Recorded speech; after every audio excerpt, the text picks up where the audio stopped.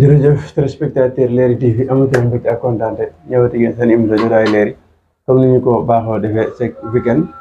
ñuy dalal ay responsables politiques ci département de Mbacké rawatina fii ci Touba tey nag ñu am mbégte ak kontaante dalal waa PRP particulièrement niveau région de Diourbel département de Mbacké ñu dalal suñu grand suñu mag Fatal nekk responsable politique PRP ci département de Mbacké suñu Fallou ñu ngi lay nuyu ba di ziar bàyyi nga nuyoo téléspectateur Leral TV. ñu ngi delloo nuyoo bu baax di ziar di sant di gërëm bu baax. c'est Fallou Gueye. waaw Fallou Gueye recommence c'est Fallou Gueye. ok waaw Fallou Gueye. waaw Fallou Gueye responsable PRP dans la commune de Mbacké. ok allez-y après bu ñu koy mën danañ ko dégg. waaw maa ngi delloo nuyoo bu baax Serigne Modou ñaa di la ziar di la wax ne la yàlla nañu dugg ci bisimilah jëm ci alhamdulilah. macha allah am na solo ñu fàttali ñu ngi dalal sëñ Fallou Gueye responsable politique PRP fii ci département de Mbacké. Fallou ginnaaw bañ leen nuyu ziar la ñu gis seen parti bi comme ni ñu ko baaxee defar ku ñu fi dalal. dañ lay bàyyi nga nuyoo après ba ñu laaj la sëñ Fallou mooy kan ndax PRP lañ di ko commencé politique ak créé politique fan la commencé ak kan mooy sëñ Fallou ci gàttal daal. waaw sëñ Fallou Gueye de mooy benn nit boo xam ne moo nekk ci commune de Mbacké dugg ci politique depuis bu yàggul parce que politique dama jàpp ne mooy bay sa waar. waaw loolu moom ma dugal ci politique c'est contribuer aussi à la gestion de la cité. ok ban parti nga njëkk a milité ak banaa nga dugg ci politique. waaw man milité guma ci benn parti mais bi ma gisee le président Déthié Fall ak yaram ak kiyam loolu moo ma may ma ne xaaral ma dugg ci parti bi. parce que gis naa ne moom président du parti la boo xam ne li muy incarné vraiment doy na ma sëkk loolu moo tax ma ne naa dugg ci parti bi. ok am na solo macha allah comme ni mu ko waxee ni mu gisee Déthié Fall yaram ak tegginam moo tax mu dugg ci parti mais sëñ Fallou xanaa nit boo koy topp waroo ko topp ci ay yar yooyu noonu mais pas programme wala ndax mën nga ñoo dikk ci programme Déthié Fall ak lan la war a satisfaire na la ba nga topp ci ginnaawam di engagé pour ànd ak moom liggéey. waaw ci ginnaaw yaram ak ay tegginam tamit lenn tamit gën na ma soxal ci moom dafa nekk nit koo xamante ne bii ne am na programme boo xamante ne bii ne moom incarné na ko te bëgg na koo defal Sénégal. bi mu ko waxee programme bi ma xam ne lii tamit bu ko tegee ci Sénégal mën na andi développement. waaw parce que Sénégal moom soxla na développement comme dëkk yeneen yi nga xamante ne bii ne ñu ngi mel ne ay Chine ay Hong Kong ay Indonésie ay Thaïlande ay Singapour ay Philippines ñooñu ñëpp bi nga xamante ne bii ne en 1960 tey ñun ñoo tàmbale woon ci développement ñoom ñoo leen rawoon fuuf ñun sax am na ci ñoo xam ne sax daanañ leen dimbali ci wàllu politique ci wàllu développement. kon tey bu ñu demee ba tollu fii nii tey dañuy jàpp ne bu ñu ak président Déthié Fall su ñëwee gën a yokkaat mbir mi gën a yokkaat taxawaayam gën a yokkaat développement dinañ dem ba tolloog dëkk yooyu. ok am na solo mais est-ce que pare nañ dëgg-dëgg Déthié koo xam ne élément système bi la woon ci ginnaaw Idrissa Seck la nekkoon nga jékki-jékki bëgg ñëw nag programme yi te presque moom depuis ñu xam-xam ba dem système ba léegi est-ce que bu fekkoon nekk na ki ngay wax dëgg-dëgg dina Sénégal dina passé bi ndax bokk na ci ñu nekkoon régime bi.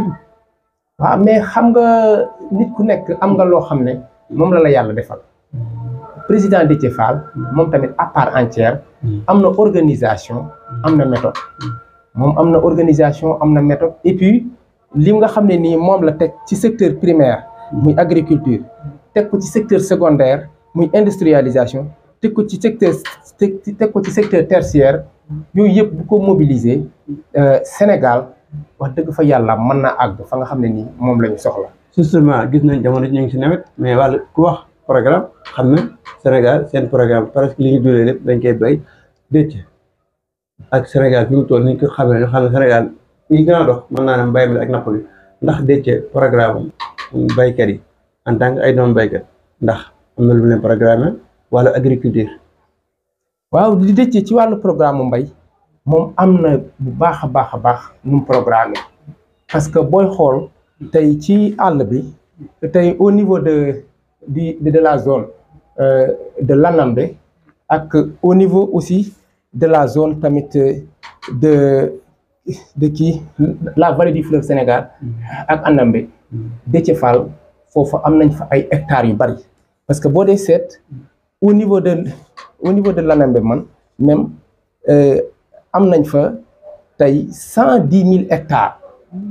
ci wàllu suuf soo xam ne c'est cultivable au niveau de l'Anambé ci boo demee tamit ba ci biir la vallée du fleuve Sénégal am nañ fa 400 000 hectares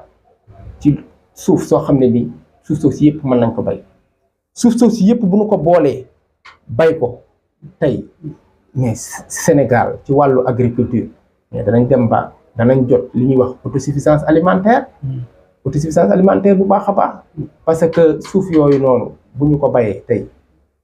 Sénégal gi nga xamante ne bii ne tey dañuy jéggaani ji di dem ay Thaïlande di fa jële ji ay ceeb te ñun 1960 ñun tey ñoo tolloo woon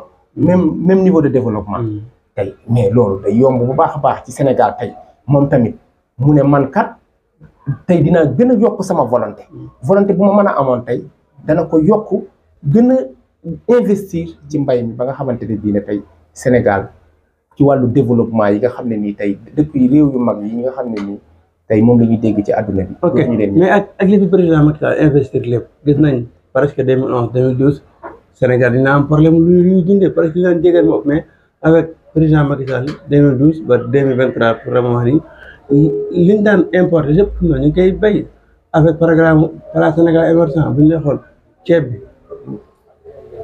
codérisation bi ak li ñu ko daan bay yëpp ñu ngi koy réussir programme Macky Sall ak mbayum Sénégal yow en tant que koo xam ne da ngay suivre wàllu koom-koom wàllu kii président Macky Sall ak agriculture bi ak Plan Sénégal émergent bi mu tërloon en tant que Sénégalais nag moo gisee. waaw mais xam nga politique ku nekk sa approche. tey kii mën na ñëw teg ay jalons. c'est-à-dire teg position ne man fii lii laay teg. que la ñëw tamit andi ay feemam. andi ay organisation andi méthode am. mais man dama jàpp ne le président Déthié Fall moom tamit bu ñëwee andi organisation ak méthode bi nga xam ne nii tey moom la teg. muy lan géej gële mu yokk ci surtout ak ses orientations budgétaires yi nga xam ne nii moom la yor wàllu xaalis yi mu fay jëlee ak yëpp mu dugal ko ci wàllu lu tey agriculture man dama jàpp ne tey fi nga xam ne nii moom la ñu bëgg mu nekk autosuffisance alimentaire nga xam ne kenn dootul xiif tey ci et puis loolu dana tax ba dund gi dana wàññeeku tey dana gën a wàññeeku loolu ak président Déthié Fall yaakaar naa ne danañ gën a mën a am lu gën a kawe loolu. ok am na solo ñu ngi fàttali ñu ngi dalal sëñ Fallou Gueye responsable politique PRP niveau département de Mbacké sëñ Fallou ba tey bu ñu seen programme ndax comme ni ñu ko waxee comme ni ngeen ko waxee yéen nee nañ Déthié moo andi nañu programme bu riche xëy na yéen a ko xam mais mooy loolu xëy na dinañ ci leer incha allah léegi bu ñu joxee si réew mi ba tey Sénégal. programme Déthié bi programme bi nekkul rek ci agriculture. non xam naa ko mais par point la ci ñëw. mais ba tey bu ñu si agriculture bi. gis nañ président Macky Sall démb ci barki démb gën nañ benn note boo xam ne nee nañ mbay gerte gi. njaayam gerte commencé nañ ko. ñu ngi ko def 250 ba 500 gën ngaa gudd. en tant que koo xam ne suivre nga tamit xam nga Sénégal xam nga programme agriculture mbayum Sénégal fi ko président jëlee ak fi nga yóbbu ni yow lan ngay xaar loo xam ne njort nga ne war naa mën a jëm feneen war naa mën a passé fii wala pour yow instant bii nii réussir na wala agriculture. waaw xam nga mooy li ma la waxoon léegi ci la ñuy di dellu si waat c'est-à-dire ku nekk ak sa approche. non mais boo xoolee président fi mu fekkoon bay mi. ak fi mu ko yóbbu jamono yi presque ku lamb daj. ndax boo ñu dee xool parce que gerte gi bu njëkk ba 125 léegi dem na ba 250 ba 500 mi toll pour le moment par rapport ak bu njëkk da ngay bay sa gerte 6 mois nga bay après mu yàqu sa loxo wala doo ko mën a jaay wala nga fay jaay loo xam ne après ay bor moo la ci fekk par rapport ak léegi. waaw loolu la moo tax ma ne la tey président Déthié Fall moom ak approche am ak ni nga xamante ni bii ne moom la gisee mbay mi moom bu ñëwee tey day day subventionné mbay mi c'est-à-dire day jël al koppar yu baree bari ak fu mu ko mën a wutee c'est-à-dire moom day jàpp ne mbay mi moo nekk le socle du développement day jàpp ne mbay mi tey mooy la base du développement mooy le secteur primaire kon moom secteur primaire boobu lum ca mën a def ba nga ak fu mu mën a fexe ba nga xamante ni bii dina investir ba tey suñu hectares yi ñu am muy 400 000 hectares au niveau de l'Anambé ak tey plus de supposons tey plus de 400 000 hectares autant pour moi dans la vallée du fleuve Sénégal ak 110 000 hectares au niveau de l'Anambé tey hectares yooyu yëpp tey buñ ko bayee nga xam ne am nañ volonté boo xamante ni lu ñu am def ci président day subventionné mais lu boobaa mais tey ñu ngi am problème surtout même ci wàllu ay céréales yooyu yëpp ñu bay ko foofu ñu am problème parce que ñun amuñu problème mu suuf Sénégal amul problème suuf moo tax ku nekk boo ñëwee ak waar wa nga cee bayee mais ñun dañu jàpp ne ak président ak Déthié Fall moom bu ñëwee vraiment moom it ay jalon mën naa dem a dem ba romb autosuffisance alimentaire parce que nit ku nekk ak tey sa plan sa programme ñun tey suñu programme tey mën na ne lan atteindre vaille que vaille le développement tolloo tey directement ak réew yi ñuy kiyee ñu comparé suñu bopp ak lan waa Japon comparé suñu bopp ak waa Chine waa Hong Kong waa Indonésie waa Thaïlande waa Singapour ñun ñëpp nga xam ne en 1960 tey ñoo nekkandoo woon fii tey ñoom suñu ginnaaw lañ nekk la Chine et l'Inde qui étaient derrière nous Chine ak Inde moo nekkoon suñu ginnaaw tey mu ñoo nekk suñu bailleur de fonds tey ñu yëpp bu ñu ko comparé tey ak président Déthié Fall ère boobu bu ñëwee muy une nouvelle ère mu nekk benn jant bu bees bu fenk fu mu bëgg a yóbbale Sénégal dañ ko fi am na solo mais léegi ba tey bind si programme président Déthié Fall xëy na tey moom par rapport ni naan defee émission xam naa ne dina wuute ndax tey moom dañoo toog spécial pour waxtaanee programme Déthié Fall ndax invité spécial lay am nag moo tax sëñ Fallou ba tey déjà programme président Déthié Fall bi gis nañ te mu laalal beneen point boo xam ne point stratégique la muy wàllu xam-xam wàllu njàng ndax gis nañ système Sénégal da ngay jàng ba egg benn niveau bi mais presque doo mën dara moom est-ce que am na solution boo xam ne presque yow da ngay jàng 20 ans wala nga jàng 15 ans doo am xam-xam presque après nga wuti ko defa formation Déthié est-ce que am na solution pour changer système éducatif bi fi nekk jamono jii nii. waaw xam nga système éducatif moom lu yomba changer la. comment Déthié moom bu ñëwee ak vision ak approche am par exemple mi ngi mel ne ay quelques penseurs rek sociologues tels que Pierre Bourdieu ak Raymond Boron ñoom rek lu ñu wax l'école ne fait que reproduire les inégalités sociales mu ne école deful lu dul tey ñi nga xam ne ni tolloowuñu tey néew yu doole yi ak ñi am doole mu ne l'école ne fait que réduire ça que reproduire ça day fekk day jëlaat ñi nga xam ne amuñu doole ak ñi am doole andi leen école lan la ko wone lan la bëgg a expliquer foofu mooy ñi nga xam ne ñoo riche ñoo am doole ñoom la seeni parents mën a fay am njàng ñoom lañ seetlu ne ci àdduna bi ne ñoom ñooy gën a réussir ci njàng ñi néew doole duñ mën a fay ñooñu duñ mën a am njàng mu sori loolu approche la boo xam ne c'est général léegi nag Déthié moom bu tënkoo ci loolu nan lay def mais dafay def tey day ubbi ay formation professionnelle yoo xam ne ni à partir de entrée en sixième juste bu ñu amee entrée en sixième tey mu dooleel formation professionnelle nga xam ne xale bu ci génn tey entrée en sixième rek man ngaa jàng fii ak 5 ans 6 ans tey ñu jàngal le métier bu génnee am emploi et puis dafay dooleel tamit wàllu emploi wàllu liggéey tey ñu xool xale bi lan la bëgg a jàng est-ce que bëgg naa jàng tey est-ce que moom spécialisé mooy lan mooy ci wàllu tey menuiserie agriculture et cetera tey ci wàllu tey le commerce ñu xool lan la bëgg a jàng ñoom ñu former ko ci loolu ba nga xam ne bu génnee ak wàllu maçonnerie bu génnee moom tey wax dëgg yàlla dana mën a bokk ci ñi nga xam ne nii danañ bokk ci ñuy defar réew mi. parce que problème bi mooy ñu baree bari loolu mooy seen problème. ok am na solo xëy na nag bu ñu toppee programme bi xëy na suñu temps dina jeex tey am na yenn point yoo xam ne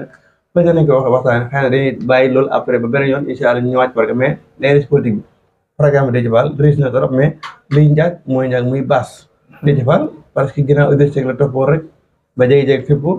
parce que nomata bi mu am ci idée la ko amee Déthié Fall fan mooy baasam en tant que politicien koo xam ne presque boo nee Macky Sall nga ne Fatick mooy baasam Sonko nga ne Ziguinchor mais Ousmane mais Déthié Fall fan mooy baasam parce que dañoo gis dafa jégi-jégi rek créé parti dara topp ba mu yàgg man ngemb commencé créé parti te fan mooy baasam. xam nga tamit nit politique boo koy def fokk nga am koo njëkk a àndal moom ànd naag tey ci mu doon àndal muy Idrissa Seck ci Ngor yàlla boole leen ñu ànd ba yàlla def tey mu jàpp ne mën naa demal boppam mu demal boppam wàllu base nag li ci ëpp solo mooy la base c'est le Sénégal mooy base la population mooy base nit warul te jógal ne Sénégal lay liggéeyal ne man lii mooy sama base même son parti tey bu yàlla dimbale woon tey ba mu nekk président de la République tey dootul nekkati rek man sama parti strictement rek mais day ñëpp ci lañ bokk day boole ñu jaboote ñëpp parce que politique dafa nekk loo xam ne nii dafa nekk lu vaste lu yaatu yow Sénégal moo ko tax a jóg kon base am Sénégal mais Sénégal dañuy baaxoo gis koo xam ne exemple yow bala ngaa jóg di xooli feneen ne fee wala ba tey excuse xanaa lu mu bon man nga ne fii moom avant tout 100 postes la nekk comme ni ko defee président lu métti métti ne man nga ne Fatick Ousmane Sonko lu mu bon ma ne Ziguinchor Idrissa Seck lu métti métti kees du xëccoo kenn mais Déthié Fall bureau ba ma def rek nga fay dóor kooku est ce que taxaw bu taxaw bi ne damaa bëgg yor réew est ce que yéen am ngeen ci yaakaar tamit. waaw mais xam nga li la koy wan. te Sénégal ku ne xam na ni ñuy watee parce que yow sa base moo la gën a mën a dooleel par rapport ak feneen exemple yow mi bu dëggee Mbacke amoo base politique bëgg na da nga xëccoo Touba loolu est ce que dafa yor na maanaam. non mais président di Déthié Fall fu ne am na fa ñu ko fay liggéeyal c'est-à-dire moom c'est une force tranquille moom boolewul dara ak wax parce que wax ju bëri li ëpp solo mooy liggéey lu bëri liggéey lu bëri wax tuuti loolu dafa bokk ci suñuy valeur suñuy culture yoo xam ne ci la ñuy nawee ñëpp képp koo xamante ne bi ne tey àgg nga fa nga jëm wax lu néew jëf lu bëri moo la fay may yaa ngi dégg kon président Déthié Fall jàppal ne Sénégal bi tey fu ci ne basam la li la koy wane mooy ci parrainage yi tout récemment tey 40 000 et quelques parrainage donc lañ doon laaj mu am 137 000 parrain tey loolu moo lay wan ne la président Déthié Fall nekkul ko ndaw parrainage bi teel nga na bàyyi de est ce que tamit loolu dinañ ñëw sax mais ba tey day ci politique bi gis nañ président Déthié Fall jàpp toppoon ci Ousmane Sonko élection législative même locale ba ñëpp jàppoon ne moom Ousmane Sonko ñu mu jékki-jékki jàpp ko parti ginnaaw mel na ni xeetu trahison boobu bi am diggante Déthié Fall Ousmane Sonko est-ce que yéen du leen faral di leen travailler ndax Déthié Fall fu mu toll parce que ginnaaw yàlla Ousmane Sonko ndax bu ko nit ñi gënee xamante ni doon ni Ousmane Sonko bi ma àndal nekkoon directeur campagne am parce que mën nañ ko tuddee noonu daanaka ànd Ousmane Sonko fu Sonko taxaw mu taxaw fa saa Sonko ci sore mën na yaram kàllaa mais bi Sonko nekk jafe-jafe mu jékki-jékki rek war ko ginnaaw. waaw mais xam nga moom dafa nekkoon mandataire de coalition Benno de coalition Yewwi Askan Wi moom moo nekkoon mandataire coalition Yewwi Askan Wi mais suñu taarixu réew suñu histoire réew moom dafa bëgg tey bu ñëpp tey ñu àndandoo rafetal sauf que nag ku nekk am nga sa objectif bu liggéey jotee ñu ànd liggéey mais tamit bu objectif bi jeex tey ku ci nekk ne man kat lii mooy sama objectif ma dem def ko. mais di ànd nit ba mu ne ay jafe-jafe nga dem bàyyi ko fa. non boo nee ànd dem bàyyi fa loolu leneen la c'est-à-dire. li am solo yow koo xam ne yéen a ànd campagne tout ngeen ànd fu ne ngeen dem fa mu am jafe-jafe ak yow nga laajte ko dem battre campagne. man daal li ma la mën a wax te man la ko xamal mooy. sunu histoire réew ak sunu taarixu réew ak sunuy valeurs yi réew. li muy incarné mooy lan. Sénégal yàlla wis fi jàmm. tàppe xol yi. parce que sans la paix. sans la tranquillité sans la quiétude sociale. développement mënut a am. ok kon tey dañoo war a teerlee këréel mooy lan wàcce waat xol yi. tàppe waat tension yi tey ku ci nekk liggéey tey bu la yàlla mayee nga jël man daal loolu mooy sama conviction loolu mooy sama. ok am na solo gis nañ président Macky Sall def système def geste boo xam ne parce que depuis ñun ñu xëy na bañ xamee ko ci adduna wala bañ xamee ko di yàgg mais ñu ngi seetlu ko parce que xamewuñ ko Sénégal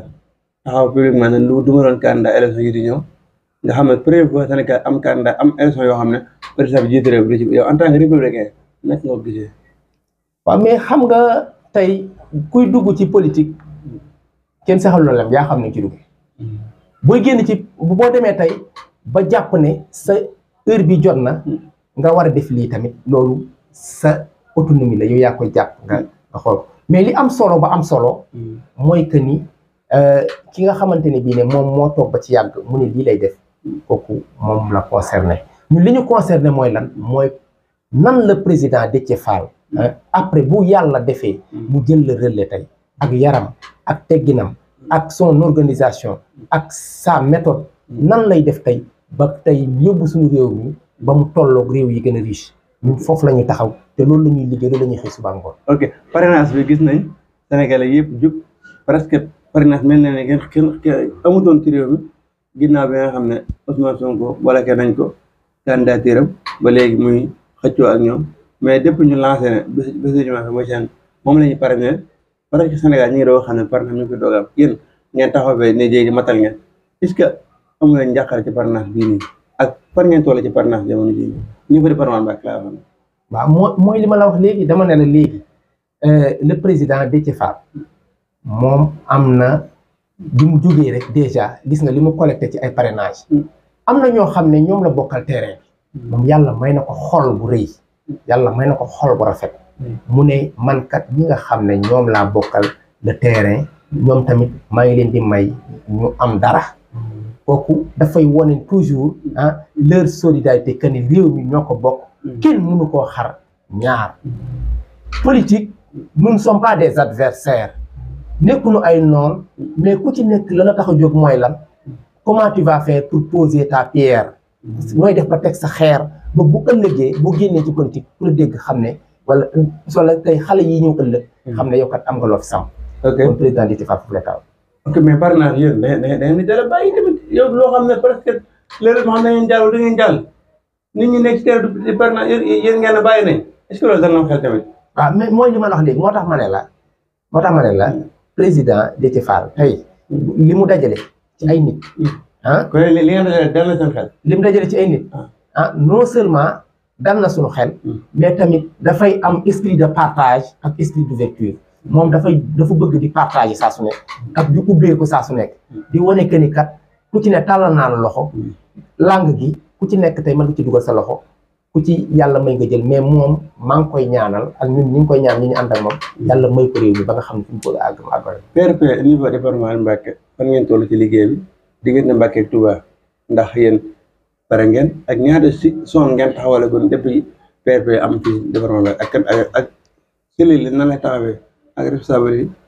ndax yéen waa Mbacké da ngeen xaajaloo ak waa Touba wala da ngeen def benn bolo ci liggéey wala. waaw mais xam nga ñun dañoo am stratégie ak méthode suñ stratégie ak suñ méthode nag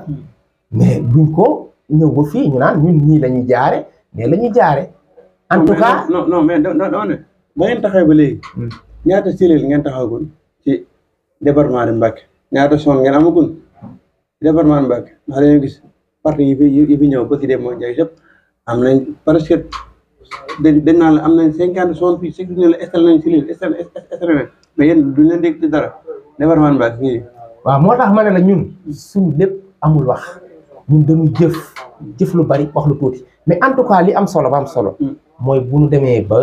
tey élection yi ba yàlla def tey président Déthié Fall taxaw su boobaa di nga xam li mu liggéey li mu doon mais quant à nag lii la ñuy def ñun loolu ça n'émane pas de nos ressorts. kan moo jiite parti bi fii au niveau département de Mbacké. au niveau département de Mbacké. kooku si Serigne Massamba Diop moo nekk le coordinateur départemental. ok mais mel na ni yéen seen communication bi dafa des ndax presque kenn gis leen terrain bi kenn gis leen fenn. kenn gisagu leen. kenn gis leen fenn si terrain bi communication dafa des de liggéeyu leen daa mel ne. non parce que yow loolu yow yaa koy wax rek. mais ñun ñi nga xamante ne kii ne ñu ngi tey au niveau de Mbacké. ku ci ne yaa ngi bay sa waar. Baye Djili mi ngi dem ci rajo yi. sëñ Massamba noonu. man tey ñi gis nga ma maa ngi nii. kon tey mënoo wax ne. tey kenn gisuñu fenn. maa ngi nuyuwaale Baye Djili sama xarit moom. waaw sama xarit la mais Candidat dañuy dese benn ponk rek muy candidat Amadou Ba bi ak candidat yu bëri Sénégal fi mu toll. 200 candidats est ce que loolu yenn maanaam Sénégal est ce que parrainage bi état bi ko indi parrainage est ce que amuñ dëgg seen kaw. comme nan di dëgg pare 200 candidats ci Sénégal gu ndaw gi. ñëw na parrainage fu ñu jëm. waaw mais xam nga ñun li nekkoon sunu suwe. li nekkoon sunu ñaan mooy. ku bëgg a nekk candidat. loolu sunu ñaan la. mais bi yàlla defee ñu indi parrainage tamit mooy yeneen approche yu bees. bu ñëwee ñun en tout cas ñi ngi ñaan ba tey mu ne en tout cas élection yi nekk loo xam ne c'est inclusif ñëpp bokk ku mën a bokk. mais loolu est-ce que mën naa ne comme ñëpp bokk. waaw loolu la dama ne est-ce que loolu jur pëcc xoo tamit. waaw moo tax ma ne la. approche bii. ñu indi mën na téye yenn kii mën na ne. mais dama ne la man. personnellement ci sama suwee maa ngi doon ñaan ku bëgg a bokk mais nag li nga bëgg ak li am aussi peut différer. ok candidat Ousmane Sonko ba léegi gis nañ ne mi ngi am problème ak état bi yow en tant que Sénégalais naka nga gisee diggante Ousmane Sonko ak état bi xooxatal la wala ñàkk a respecté droit yi réew mi. comme candidat. Ousmane Sonko. ak jéere nga gi mu nekk moog état bi. tey plan B tey plan chaque jour rek mu tombé dara mais état bi ba léegi Macky Sall nee na du ko may du maye dara du taxaw du nangu ko salfaañe réew mi diggante Pastef ak état bu Sénégal. nag nga gisee. waaw mais xam nga mooy li ma lay wax toujours. c'est-à-dire quand il y a différent c'est-à-dire su amee ay réeroo ci sunu Sénégal gu ndaw gi loolu dafay laaj des dialogues des ñoo xamante ni bii ne tey dañuy teerle këral fexe ba wàcce waat xol yi tàppi waat xol yi ñun ñi nga xam ne nag ñoo nekk ci wàllu langue politique bi ñun tamit loolu la ñuy prôné mooy lan la paix jàmm parce que sans la paix dara du dox jàmm. kon ama jàpp ne Pastef ñoom doxuñ jàmm. non dama ne. da ngay déglu bu baax samay wax. dama ne. ñi ngi ñaan yàlla. mu indiwaat ci Sénégal. jàmm tàppe xol yi. te taxal diggante yi lépp lu lëj. yàlla bi nga xam ne mën na ko lijjanti subhaanahu wa taala lijjanti ko. jàmm jooju nag bis bu amee ci Sénégal. lépp lu nu yóotu man maa la ko wax danañ ko jot. incha allah lan ngay tàggatoo amoon nañ bi tekkoon ana yow sa émission bi di Jotaay Leer yi ñu bàyyi la nga tàggatoo ak téléspectateur yi xanaa di la sant bu baax nag di la gërëm ci invitation bi. incha allah jërëjëf mbégteelu ak kontaante doon dala sëñ Fallou Guèye responsable politique PRP xëy na liñ tënkoon ci waxtaan lépp rek amoon na yéene mais xam nga temps moom lu ñu xaar moo tax rendez-vous ci beneen invité sant ba sama cameraman Sa Touba jërë ngeen jëf